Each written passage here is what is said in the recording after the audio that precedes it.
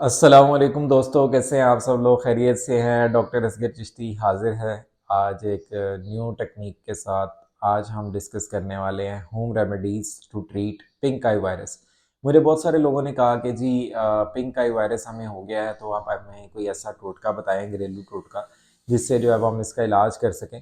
तो पिछली वीडियो के अंदर मेरी उसका लिंक मैं डिस्क्रिप्शन में दे रहा हूँ साथ साथ, उसमें मैंने डिस्कस किया था कि पिंक आई वायरस क्या है, उसकी इलामात क्या होती हैं, उसके अलावा ये कि आप उसको ट्रीट किस तरह से कर सकते हैं और एहतियातें क्या करनी। तो आज मैं आपके लिए लाया हूँ होम रेमेडीज़। तो होम रेमेडीज़ में अगर आपको हो गया अगर पिंक आई वायरस, तो परेशान नहीं होना। सबसे पहला काम जो आपने ये करना है वो ये है कि आपने इनको हाथ नहीं लगाना, ठीक है? आपने टच नहीं करना अपनी आंखों को हाथों से, क्योंकि अगर आप टच करेंगे तो फिर उससे जो है ना वो आप दूसरे जो अपने घर के अफराद हैं उनको मुंतकिल कर सकते हैं इस तरीके से, क्योंकि ये बहुत ज़्यादा कंटेजियस है, ये फैलता है टच से।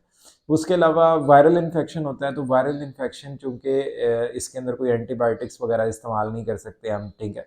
और इसके अलावा कोई मेडिसिन इसके अंदर इस तरह से एज़ सच काम नहीं आती। तो वायरल इन्फेक्शन का ये होता है कि इसका एक टाइम पीरियड होता है, इसने अपने टाइम पीरियड के बाद ऑटोमेटिकली ख़त्म हो जाना होता है। तो इसमें ये होता है कि हमने एहतियाती तदाबीर ही करनी होती हैं, या फिर हम पेन को रिलीफ़ करने के लिए कोई मेडिकेशंस ले सकते हैं। अगर आपको बहुत ज़्यादा सोजिश हो गई है, तो उसके लिए भी हम कर सकते हैं। अब सोजिश जिन लोगों को हो जाती है ना, बहुत ज़्यादा स्वेलिंग, आपकी आंखें मोटी-मोटी हो जाती हैं, तो उसके लिए फिर ये है कि आप जो पुराने ज़माने में यूज़ करते थे, आपकी जो दादा-दादी, वो इस तरह के तरीके टोटके इस्तेमाल करते थे कि अगर आप एक कपड़ा घर में लें जिनमें धागे वगैरह ना निकल रहे हों, तो उसको आप ठंडे पानी में डिप करके उसको निचोड़ लें अच्छे तरीके से।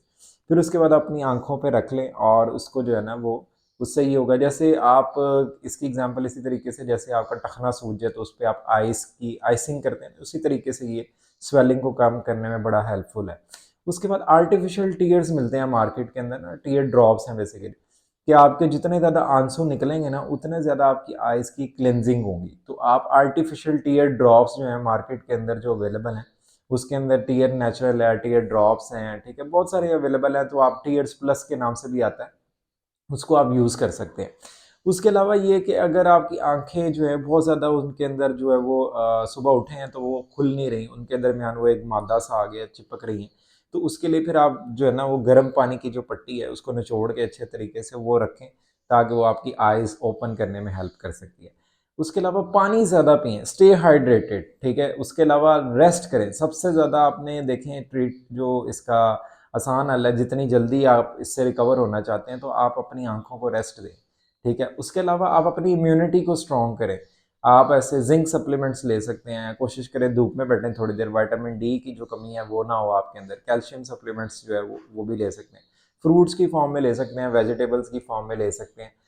और उसके अलावा ये है कि आप over the counter anti inflammatory drugs जो अवेलेबल हैं, जैसे आप कह लें जिनके लिए प्रिस्क्रिप्शन की ज़रूरत नहीं है, जैसे आपके पास ब्रूफन है, अगर आपको बहुत ज़्यादा पेन है तो आप ब्रूफन वगैरह का इस्तेमाल कर सकते हैं, उसकी गोली।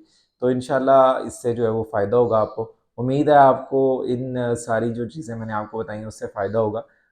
थैंक यू सो मच जी। अल्लाह ताला आपको शिफा दे, और लाइक एंड सब्सक्राइब कर दे चैनल को। Thank you. अल्लाह हाफिज़।